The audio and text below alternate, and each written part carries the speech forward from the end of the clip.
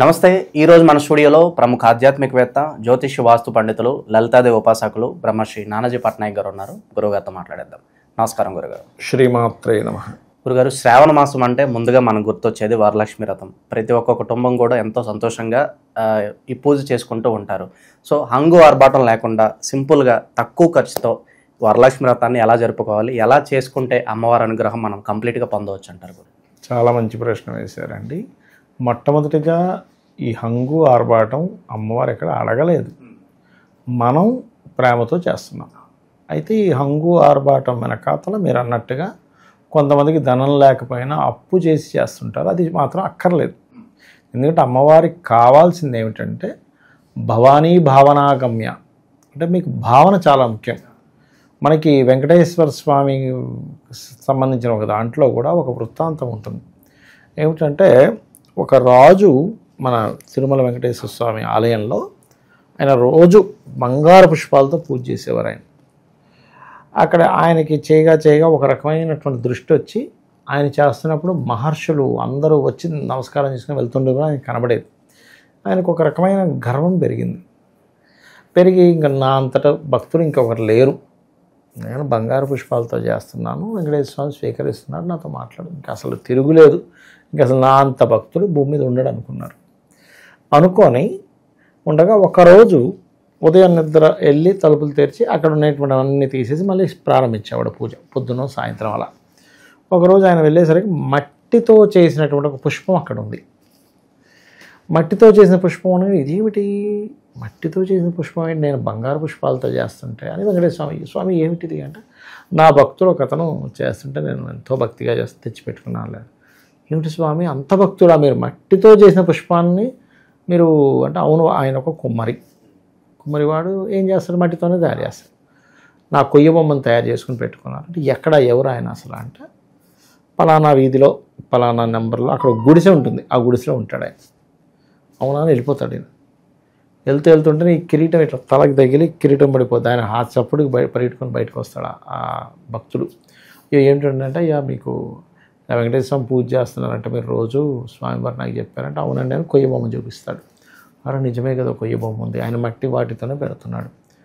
అప్పుడు వెంకటేశ్వర స్వామి అక్కడి నుంచి ఇలా ఆవిర్భవించి, నాకు నువ్వు దేంతో చేస్తున్నావు అనేది ముఖ్యం కాదు, నువ్వు బంగారు పుష్పాలతో చేసిన భావన ముఖ్యము, మట్టి పుష్పాలతో చేసిన భావన ముఖ్యం అని చెప్పడం. అంటే ఇక్కడ మనం అర్థం చేసుకోవాల్సింది ఏంటి, నువ్వు హంగామా చేయడం కాదు కావాల్సింది, నీ మనసులో ఎలాంటి భావన ఉంది. అక్కడ ఏదో మట్టి బొమ్మ అంటే ఏదో మనం విగ్రహానికి చేస్తున్నాం అనే భావనతోనో, పటానికి చేస్తున్నాం అనే భావనతోనో, ఏదో హడావుడిగా చేయాలి కాబట్టి చేస్తున్నాను అనేటువంటి భావనతోనో ఫస్ట్ అలా చేయకుండా ఫస్ట్ మీరు చేయాల్సింది ఏంటంటే, మైండ్లో నుంచి నేను వరలక్ష్మి వ్రతం చేసుకుంటున్నానంటే అమ్మవారు, ఇది ట్రూ అండి నేను చెప్పేది. మీరు ఇలా కూర్చొని గణపతి పూజ ప్రారంభించగానే మీ కుడివైపు దేవతలు, ఎడమవైపు రాక్షసులు ఉంటారు చూసారా, ఇలా కుడివైపు ఆ గణపతి వచ్చి నిలబడతారండి. ఆయన పూజను అందుకొని వెళ్ళిపోగానే అమ్మవారు వచ్చి నిలబడుతుంది. మీరు చేసేటువంటి పూజని ఖచ్చితంగా ప్రతిదీ చూసి మీకు ఎంత ఫలితం ఇవ్వాలి అనేటువంటిది ఆవిడ ఇస్తుంది. మీరు ఈ పూజలో మీరు ఉదాహరణకి అలా కూర్చున్నారు, అన్నీ ఉన్నాయో చూసుకుంటారు, కొబ్బరికాయ లేదని మళ్ళీ లేచోసారి, పువ్వులు లేదని లేచోసారి వెళ్తే ఎలా ఉంటుంది. ఎప్పుడు కూడా పూజ మధ్యలో లేవకూడదని చెప్తుంది శాస్త్రం. మీకున్న దాంట్లో చేసుకోండి. మీరు బంగారాలు వెండులు అన్నీ పెట్టేసి పూజ చేసినా ఫలితం ఉండదు. అంటే చేయకూడదని కాదు నా ఉద్దేశం, మనసు పెట్టకపోతే ఫలితం ఉండదు. భగవంతుడు ఎక్కడ ఉంటాడు, మనసులో ఉంటాడు. అమ్మవారు ఎక్కడ ఉంటుందని చెప్పింది, శాస్త్రారాంబుజారుడ సుధాసారాభివర్షిణి తటిల్లతా సమృచ్చి షట్చక్రోపరి సంస్థిత, 6 చక్రాల చుట్టూ తిరుగుతున్నా అని చెప్పింది. సహస్రారంలో ఉందని చెప్పింది, ఒక్కొక్క చక్రంలో ఒక్కొక్క అవతారంలో ఉందని చెప్పి. నీ లోపల ఉన్నప్పుడు నువ్వు ఎక్కడికి ఫీల్ చేయాలి, మనసుతో ఫీల్ చేయాలి.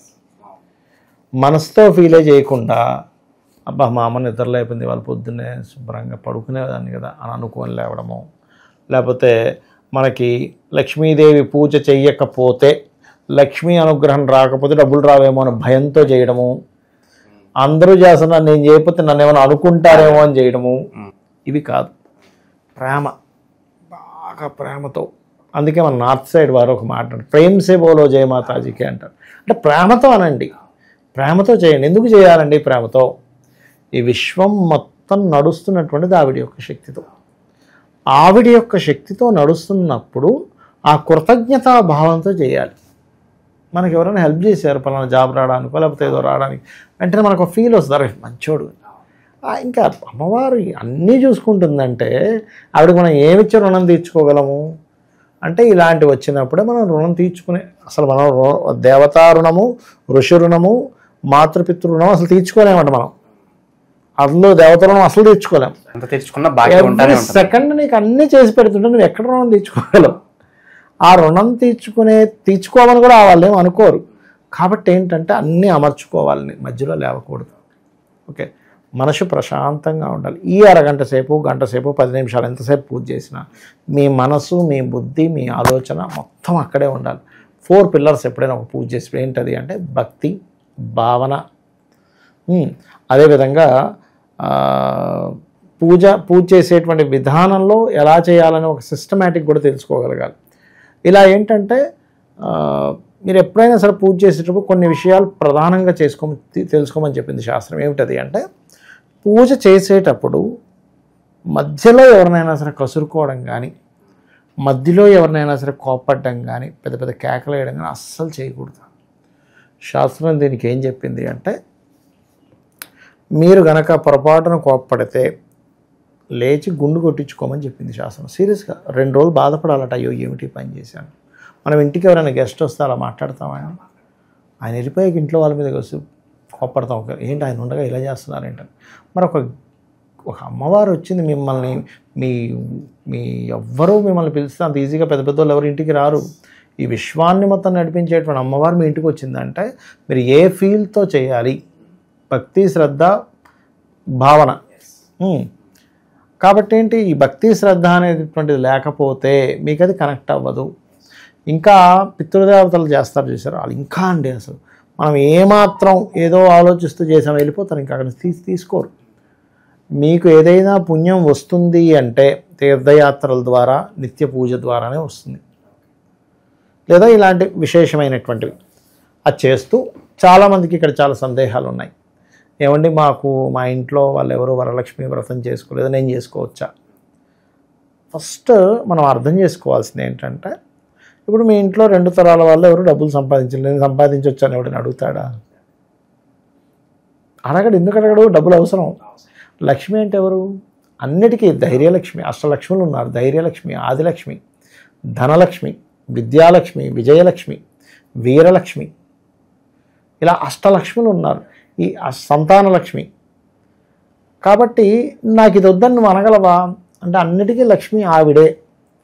కాబట్టి మనం చక్కగా కలశం పెట్టుకోవచ్చు. కలశం నేను పెట్టుకోకూడదేమోనండి, ఏం అక్కర్లే. కలశం ఎందుకు పెడతారంటే ఒక యాంటీనాలా పనిచేస్తుంది. చక్కగా మీరు ఒక ప్లేట్ తీసుకొని అందులో కొంత బియ్యాన్ని వేసి కలశం పెడతారు. ఎందుకంటే ఆఖరి రోజు మనం పూజ అయిపోయిన తర్వాత ఆ బియ్యం తీసి ఇంట్లో ప్రసాదంగా తయారు చేసి మళ్ళీ అమ్మవారికే సమర్పించి ప్రసాదంగా ఇంట్లో వాళ్ళు మాత్రమే తీసుకుంటారు దాన్ని. ఆ కలశంలో నీళ్ళు, యాలకులు, ఒక 3-5 కాయిన్స్ వేస్తారు. ఇంకొన్ని సుగంధ ద్రవ్యాలు కూడా వేస్తారు. కొబ్బరికాయ పెట్టి ఒక జాకెట్ పీస్ పెడతారు. ఈ కలశం పెట్టి అమ్మవారి పటం పెట్టి పూజ చేసేటువంటి విధానంలో సంకల్పం చెప్పుకోవడం, ఆచమనం చేసుకోవడము. అలాగే మనకి ప్రత్యేకంగా ఏంటంటే అక్కడ చాలామందికి సందేహం ఏంటంటే ఏం చదవాలనేటువంటి చిన్న సందేహం ఉంటుంది. ఏమి టెన్షన్ పడక్కర్లా. ముందు శుక్లాంబరదన గణపతి చదువుకొని సంకల్పం చెప్పుకొని గణపతిని చదువుకున్న తర్వాత లక్ష్మీ అష్టోత్తరాలు చదువుకోవచ్చండి. శ్రీ సూక్త పారాయణంతో చేయవచ్చు, తప్పేమీ లేదు. శ్రీ సూక్త పురుష సూక్తాలతో కూడా చేసేవాళ్ళు ఉంటారు. అయితే ఇవేమీ నాకు రావండి, ఓం వరలక్ష్మీదేవి అయిన మహాన్ ఒక్కొక్క పుష్పాన్ని వేయచ్చు, ఒక అక్షింతను కూడా వేయచ్చు. ఇక్కడ మీరు ఏంటంటే ఎన్ని చదువుతున్నా మీ మనసు అక్కడ లేకపోతే ఎన్ని చదివైనా వ్యర్థము. ఇది కంప్లీట్గా అర్థం చేసుకోవాలి. మధ్య మధ్యలో లేవడం, లేకపోతే ఆ కెమెరా ఫోటో తీయరా అని చెప్పి అన్నాం, మీ కాన్సన్ట్రేషన్ అంతా ఫోటోల మీద, వీడియోల మీదకి పోతుందిగా. మీరు గెస్ట్గా వెళ్ళారు వాళ్ళ ఇంటికి, మీకు కాఫీ ఇస్తే ఏమైనా ఫోటో తీయండి, అది ఇచ్చేసి మళ్ళీ ఫోటో తీయలేదంటే ఎలా ఉంటుంది మీకు? ఎందుకు వచ్చాను రా ఇక్కడికి? ధ్యాస అనేది కంప్లీట్గా పూజ మీద కేంద్రీకృతమై ఉండాలి. పూజ మీదే ఉండాలి. ఎందుకంటే అక్కడ అమ్మవారు వచ్చింది. నీ కంటికి నీ మాంసనేత్రాన్ని కనిపించట్లేదు కానీ అమ్మవారు వచ్చింది. ఇంత నువ్వు కాన్సన్ట్రేషన్గా చేసిన తర్వాత కూడా, హారతి ఇచ్చిన తర్వాత కూడా, అమ్మ ఏదైనా తప్పు ఉంటే క్షమించు, ఎందుకంటే నాకు తెలిసిన జ్ఞానంతో నేను చేశాను. ఏదైనా దోషం జరిగి ఉంటే నన్ను క్షమించమ్మా అని మనస్ఫూర్తిగా అడగాలి. అంటే మనం చాలా పెద్ద దోషం వరకు చేశాం, అప్పుడు మనం ఏంటి బై హార్ట్ఫుల్గా బెస్ట్ ఫ్రెండ్ అనుకోండి ఎలా అడుగుతాం, అరే నేను ఏదైనా నీకు తప్పుగా మాట్లాడుంటే క్షమించరా. ఒక తండ్రి ఒక్కోసారి కొడుకుని అనేసి బాధపడతాడు, లేకపోతే కొడుకు తండ్రిని అనేసి బాధపడతాడు, నాన్న సారీ నాన్న అని కళ్ళ నీళ్ళు తెచ్చేసుకొని పట్టేసుకొని అడుగుతాడు. అలా మీరు ఫీల్ అయ్యి అడగాలి. ఏదో అది కాదు, అక్కడ ఫీల్ ఈజ్ మోస్ట్ ఇంపార్టెంట్. పూజలో మీరు ఎంత ఫీల్ అయ్యి చేస్తే అమ్మవారు మీతో నిరంతరం ఉంటుందండి. దాసుల్లాగా పనిచేస్తారు దేవతలు తెలుసా, సీరియస్గా చెప్తున్నా. వాళ్ళకి పని చేసి పెట్టాలన్నట్టుగా పక్కన ఉంటారు, ఎప్పుడు వాళ్ళని రక్షించుకుంటూ ఉంటారు. ఇది తెలియక మనం ఏదో సరే ఇంట్లో వాళ్ళు చెప్పారు కదా అనో, అసలు చెయ్యాలో వద్దు అని అసలు నమ్మకం ఉండి లేనట్టుగా, ఉందేమో చేయకపోతే ఏమో అవుతుందేమో, ఇవి కాదు. ఒక తల్లిని తండ్రిని ప్రేమించేవాడు లెక్కలేసుకొని ప్రేమించడు, ఒక బిడ్డని తల్లి లెక్కలేసుకొని ప్రేమించదు. అలా చేయగలగాలి. సో నిత్యం ఎలాంటి మంత్రాలు శ్లోకాలు జపిస్తే బాగుంటుంది అంటారు, విశేషంగా ఈ శ్రావణ మాసంలో? ఒకటేనండి, లలిత చదువుకోవచ్చు, లేదా శ్రీమాత్రే నమః, బ్రహ్మాండమైన మంత్రం, దానికి మించిన మంత్రమే లేదు. సో ఓవరాల్గా వరలక్ష్మి వ్రతం పూజా విధానం ఎలా ఆచరించాలి మీ మాటల్లో అద్భుతంగా వివరించారు. ధన్యవాదాలు. శ్రీమాత్రే నమః.